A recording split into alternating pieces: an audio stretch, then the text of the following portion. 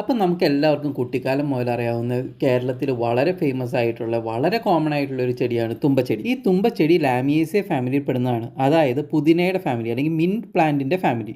ഇതിന്റെ scientific name Lucas ആസ്പെര എന്നാണ്. ഇതിന്റെ ഒരു നേറ്റീവ് എന്ന് പറഞ്ഞു കഴിഞ്ഞാൽ ഈ south Asia, south east Asia, east Africa, Indo Malaysia regions ഒക്കെയാണ്. ഈ south and south east Asia എന്ന് പറഞ്ഞാൽ India, Sri Lanka, Nepal, Bangladesh, Myanmar, Thailand, Vietnam, Malaysia, Indonesia, Philippines. East ആഫ്രിക്കയിൽ മൗറീഷ്യസും റിയൂണിയൻ ഐലൻഡും പിന്നെ ഇൻഡോ മലേഷ്യ റീജിയൻസും, അതായത് ജാവയും അതിനോട് ചുറ്റിപ്പറ്റി കിടക്കുന്ന ഐലൻഡ്സും. ഇനി ഇന്ത്യയിൽ ഇതിന്റെ കണ്ടുവരുന്ന സ്റ്റേറ്റ് എന്ന് പറഞ്ഞിട്ടുണ്ടെങ്കിൽ കേരളത്തിലെ എല്ലാ ഡിസ്ട്രിക്റ്റിലും തന്നെയുണ്ട്. പിന്നെ തമിഴ്നാട്, കർണാടക, ആന്ധ്രാപ്രദേശ്, ഒഡീഷ, മഹാരാഷ്ട്ര. കൂടുതലായിട്ടും മഴക്കാലം കഴിഞ്ഞിട്ടുള്ള സീസൺസിലാണ് ഇത് പൂവിടുന്നതും ഇതിനെ കണ്ടു തുടങ്ങുന്നത്. അപ്പോൾ ഇതിന്റെ ഒരു കോമൺ നെയിം എന്ന് പറഞ്ഞാൽ ഇന്ത്യയിൽ തന്നെ ഒരുപാട് പേരുകളുണ്ട്. ഇപ്പോൾ ഹിന്ദിയിൽ ഗോമ, ചോട്ട, ഹൽസുക, മലയാളത്തിൽ തുമ്പ, തമിഴിൽ തുമ്പൈ, തെലുങ്കുവിൽ തുമ്മിച്ചെട്ട്, കന്നഡയിൽ തുമ്പെ ഗിഡ, ബംഗാളിയിൽ ഖൽഖാസെ, മറാഠിയിൽ ടുംബ, പിന്നെ നേപ്പാളിയിൽ ഗുമ്മ.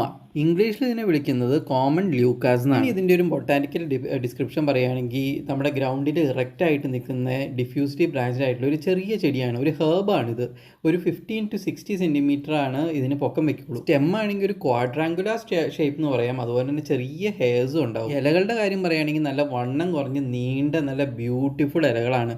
ഇതിൻ്റെ മാക്സിമം ലെങ്ത് എന്ന് പറഞ്ഞാൽ ഒരു 8 സെൻറ്റിമീറ്റർ വരെയും ലെങ്ത് വെക്കാൻ പറ്റും. ഇപ്പോൾ പൂക്കൾ ഇപ്പോൾ കാണാത്തതായിട്ട് ആരും തന്നെ ഉണ്ടാകത്തില്ല. അപ്പോൾ പൂക്കൾ എന്ന് പറഞ്ഞാൽ നല്ല തൂവെള്ള കളറിൽ ഒരു ഇലയുടെയൊക്കെ ഒരു ആക്സിലിൻ്റെ ഒക്കെ അവിടെയായിട്ട് ഒരു സ്പെരിക്കൽ ഷേപ്പിലുള്ള ഒരു സ്ട്രക്ചറിൽ അടുക്കി വെച്ചേക്കുന്ന മാതിരിയാണ് ഈ തുമ്പപ്പൂക്കൾ ഇരിക്കുന്നത്. ഇത് അത്രയും നന്നായിട്ട് ഡിസ്ക്രൈബ് ചെയ്യാൻ പറ്റത്തില്ല. അപ്പോൾ കാണുകയാണ് ഏറ്റവും നല്ലത്. ഈ വീഡിയോയിൽ അത് കാണിക്കുന്നുണ്ട്. അപ്പോൾ ഇതിൻ്റെ കായ എന്ന് പറഞ്ഞു കഴിഞ്ഞിട്ടുണ്ടെങ്കിൽ ആ പൂക്കൾ പൊഴിഞ്ഞു പോയ ഭാഗത്ത് ഒരു ചെറിയ ബ്ലാക്ക് നിറത്തിൽ അല്ലെങ്കിൽ ഒരു ബ്രൗൺ നിറത്തിൽ ഒരു കായുണ്ട്, വളരെ ചെറിയത്. അതാണ് ഇതിൻ്റെ കായ എന്ന് വിശ്വസിക്കുന്നു. ഇനി ഇതിൻ്റെ ഒരു ഫ്രൂട്ട് അല്ലെങ്കിൽ കായയുടെ കോമ്പോസിഷനിലേക്കും ടേസ്റ്റിലേക്കും വരും. ഇതിൻ്റെ ഫ്രൂട്ട് ശരിക്കും ഒരു ഷൈസോകാർബിക് നട്ട്ലെസ് ടൈപ്പാണ്, അതായത് ഡ്രൈ ഫ്രൂട്ട്സ് ടൈപ്പ്. ചെറിയൊരു കയ്പും പിന്നെ ഒരു എർത്തി ടോൺസും ആണ് ഇതിനുള്ളത്. ഇതിൻ്റെ ഒരു കോമ്പോസിഷൻ വരികയാണെങ്കിൽ പാൽമിറ്റിക്, സ്റ്റിയാറിക്, ഒലൈക്, ലൈനോലെനിക് എന്നീ ഫാറ്റി ആസിഡ്സ് അടങ്ങിയിട്ടുണ്ട്. പിന്നെ ബീറ്റ സൈറ്റസ്റ്റെറോളും സിറൈൽ ആൽക്കഹോളും അടങ്ങിയിട്ടുണ്ട്. ഇവ സ്റ്റിറോൾസ് ആണ്. പിന്നെ ഒലിയാനോളിക് ആസിഡും ഓസോളിക് ആസിഡും അടങ്ങിയിട്ടുണ്ട്. അത് ട്രൈറ്റർഫിനോയിഡ്സ് ആണ്. ഈ ടോട്ടൽ പ്ലാന്റിന്റെ ഒരു ഫൈറ്റോകെമിക്കൽ പ്രൊഫൈലിംഗ് എടുക്കുകയാണെങ്കിൽ നിക്കോട്ടിൻ, ചൈക്കനൈൻ എന്ന് പറഞ്ഞ ആൽക്കലോയിഡ്സ് ഉണ്ട്. പിന്നെ അപ്പിജനിൻ, കാറ്റച്ചിൻ, ക്രൈസോറിയോൾ എന്ന് പറഞ്ഞ ഫ്ലേവനോയിഡ്സും ഉണ്ട്. പിന്നെ ല്യൂക്കാസ്പെറോൺസ് A and B, menthol, alpha pinene എന്ന് പറഞ്ഞ ടെർപ്പനോയിഡ്സും ഉണ്ട്. ലിഗ്നൻസ്, ടാനിൻ, സ്റ്റിൽബെൻസ് എന്ന് പറഞ്ഞ ഫിനോളിക് കോമ്പണൻസ് അടങ്ങിയിട്ടുണ്ട്. അമൈൽ പ്രൊപ്പിയോണേറ്റ്, ഐസോമൈൽ പ്രൊപ്പിയോണേറ്റ് എന്ന് പറഞ്ഞ എസെൻഷ്യൽ ഓയിൽ അടങ്ങിയിട്ടുണ്ട്. ഇതിനൊക്കെ പുറമെ iron, calcium, magnesium, zinc, potassium എന്ന മിനറൽസും അടങ്ങിയിട്ടുണ്ട്. ഇനി ഇതിന്റെ ഒരു ഹെൽത്ത് ബെനിഫിറ്റ്സ് പറയുകയാണെങ്കിൽ ഇതിന്റെ അകത്ത് ആന്റി ഓക്സിഡൻസ് ഉണ്ട്. അത് ഫ്രീ റാഡിക്കൽസിനെ ന്യൂട്രലൈസ് ചെയ്യുന്നു. ഇതിനൊരു ആന്റി മൈക്രോബിയൽ പ്രോപ്പർട്ടി ഉണ്ട്. അത് മെയിൻ ആയിട്ട് എഫക്റ്റ് ആവുന്നത് ഈക്കോളിക്കും സ്റ്റഫൈലോകോക്കസ് ഓറീസ്, കാൻഡിഡ എന്ന് പറഞ്ഞ മൈക്രോബ്സിനെതിരെയാണ്. പിന്നെ ഇത് ആന്റിബയോട്ടിക് ആണ്. അത് പനി കുറയ്ക്കാൻ ഹെൽപ്പ് ചെയ്യുന്നു. ഇതിന്റെ anti inflammatory properties arthritis, skin eruptions ഒക്കെ ട്രീറ്റ് ചെയ്യാനായിട്ട് ഹെൽപ്പ് ചെയ്യുന്നു. പിന്നെ ഇത് ആന്റി ഡയബറ്റിക് ആണ്, അതായത് ബ്ലഡ് ഷുഗർ ലെവൽ റെഗുലേറ്റ് ചെയ്യും. പിന്നെ ഇത് ലിവർ ഫംഗ്ഷൻ സപ്പോർട്ട് ചെയ്യുന്ന ഒന്നാണ്, അതായത് ഇത് ഹെപ്പറ്റോ പ്രൊട്ടക്റ്റീവ് ആണ്. പിന്നെ ഇതിന്റെ ഒരു സ്പെഷ്യൽ പ്രോപ്പർട്ടി എന്ന് പറഞ്ഞാൽ ഇത് ലാവിസൈഡിലാണ്, അതായത് മോസ്കിറ്റോ ലാവാസിന്റെ പോപ്പുലേഷൻ കൺട്രോൾ ചെയ്യുന്നു. ഇതിന് ഒരുപാട് മെഡിസിനൽ യൂസേജ് ഉണ്ട്. അപ്പോൾ അതിന്റെ അകത്ത് ട്രഡീഷണൽ ആപ്ലിക്കേഷൻ പറയുകയാണെങ്കിൽ ഇതിന്റെ ഇലയുടെ ചാറ് സോറിയാസിസ്, റുമാറ്റിസം, സ്കിൻ ഇൻഫെക്ഷൻസ് ഒക്കെ ട്രീറ്റ് ചെയ്യാനായിട്ട് ഹെൽപ്പ് ചെയ്യും. ഇതിന്റെ പൂ അടങ്ങിയിട്ടുള്ള കഷായം അല്ലെങ്കിൽ പൂ കൊണ്ടുള്ള ഒരു കഷായം ചുമ, നീരുവീഴ്ചയൊക്കെ കൺട്രോൾ ചെയ്യാനായിട്ട് ഹെൽപ്പ് ചെയ്യും. പിന്നെ ഈ നിർത്താതെ വരുന്ന ചുമയ്ക്കും നീരുവീഴ്ചയ്ക്കും പിന്നെ ചെസ്റ്റ് കഞ്ചഷനും ഒക്കെ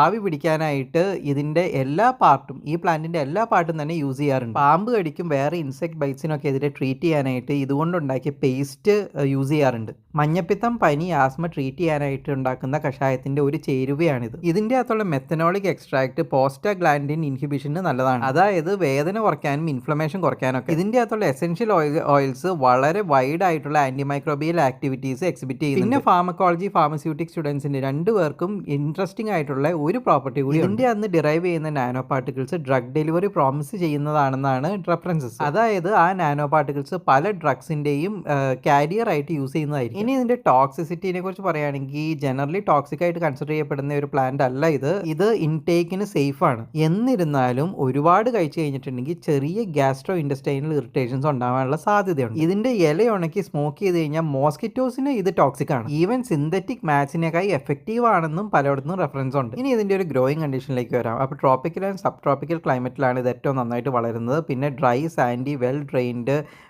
സോയിലാണ് ഏറ്റവും നല്ലത്. പക്ഷേ വേസ്റ്റ് ലാൻഡ്സിലും ഇത് വളരും. പിന്നെ ഫുൾ സൺലൈറ്റോ പാർഷ്യൽ ഷെയ്ഡോ ഒക്കെ തന്നെ ഇതിന് ഓക്കെയാണ്. പിന്നെ പ്രൊപ്പഗേഷൻ എന്ന് പറഞ്ഞു കഴിഞ്ഞിട്ടുണ്ടെങ്കിൽ സീഡ്സ് വഴിയും ഇതിൻ്റെ കൊമ്പ് മുറിച്ച് കുത്തിയും ഇതിനെ പ്രൊപ്പഗേറ്റ് ചെയ്യാം. വാട്ടറിങ് മോഡറേറ്റ് വാട്ടറിങ് മതി. വരൾച്ചയൊക്കെ ഇത് വിസ്റ്റാൻഡ് ചെയ്യും. ഇതിൻ്റെ പൂവും കായും ഒക്കെ മെയിനായിട്ട് ഉണ്ടാകുന്നത് മൺസൂണിലും പോസ്റ്റ് മൺസൂൺ സീസൺസിലും. ഇതിൻ്റെ ഒരു ഇക്കോളജിക്കൽ ഇമ്പോർട്ടൻസ് പറയുകയാണെങ്കിൽ ഇതൊരു പോളിനേറ്റർ സപ്പോർട്ടറാണ്. അതായത് ബീസിനെയും ബട്ടർഫ്ലൈസിനെയും ഒക്കെ അട്രാക്ട് ചെയ്യും. സോയിൽ ഇറോഷൻ പ്രിവെന്റ് ചെയ്യും. പിന്നെ ചില ഏരിയാസിൽ ഇത് കളയായിട്ട് കൺസിഡർ ചെയ്യുന്നുണ്ട്. പിന്നെ നേരത്തെ പറഞ്ഞ മാതിരി തന്നെ ഇത് മോസ്കിറ്റോ കൺട്രോളിന് നല്ലതാണ്. പിന്നെ ഇതൊരു ലാവിസൈഡും ആണ്. പിന്നെ ഇതൊരു നല്ല മെഡിസിനൽ പ്ലാന്റും ആണ്. ഇനി ഇതിന്റെ കൾച്ചറൽ സിഗ്നിഫിക്കൻസ് പറയുകയാണെങ്കിൽ ഇതിന്റെ അത് കുറേ പറയാനുണ്ട്. മെയിൻ ആയിട്ടും കേരളത്തിൽ. അതുകൊണ്ട് കേരളത്തിൽ നമുക്ക് ലാസ്റ്റിലേക്ക് വെക്കാം. വിനായക ചവിതിയിലെ പൂജകൾക്കൊക്കെ യൂസ് ചെയ്യുന്ന ഒന്നാണ്. നാടോടി കഥകളിലാണെങ്കിൽ ദുരാത്മാക്കളെയും രോഗങ്ങളെയും മാറ്റാൻ കഴിവുള്ള ഒന്ന്. വേറെ പല കമ്മ്യൂണിറ്റീസിലും ഇത് മന്ത്രവാദത്തിന് യൂസ് ചെയ്യുന്നുണ്ട് എന്ന് പറയുന്നുണ്ട്. ഏത് കമ്മ്യൂണിറ്റീസിലാണെന്ന് അറിവില്ല. മലയാളത്തിൽ ഒരുപാട് പാട്ടുകളിലും പദ്യത്തിലൊക്കെ ഇതുണ്ട്. ഇനി ഇതിന്റെ മെയിൻ സിഗ്നിഫിക്കൻസ് ആയ ഓണത്തിലേക്ക് വരാം. അപ്പൊ എല്ലാവർക്കും അറിയാം, ഓണത്തിന് പൂക്കളം ഉണ്ടാക്കാൻ തുമ്പപ്പൂ ഒരു മെയിൻ